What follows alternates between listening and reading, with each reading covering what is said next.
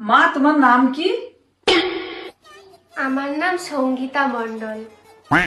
আচ্ছা, তুমি কত দূর পড়াশোনা করেছো?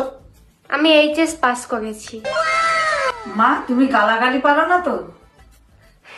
কি যে বলেন না, আমি এসব বালের কথা মুখেও আনি না।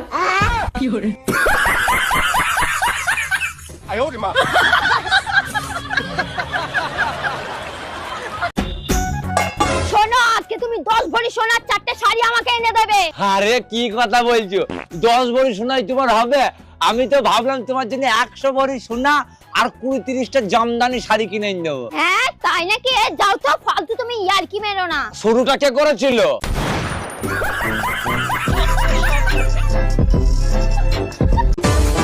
রান্না বান্না কিছুই যে পারো না, এটা বিয়ের আগে বল নাই কেন?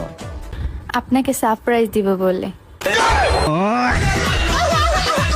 এই শোনো, আমি তোমার একটা প্রশ্ন করবো, তুমি যদি ঠিকঠাক উত্তর দিতে পারো তোমার 500 টাকা পুরস্কার দেবো। ঠিক আছে, জিজ্ঞাসা করো। এই পৃথিবীর সব থেকে বিষাক্ত প্রাণীর নাম কি বলো? থাক, 500 টাকার জন্য আমি আর সংসারে আগুন লাগাতে চাই না। তোমার মা পিছনেই আছে।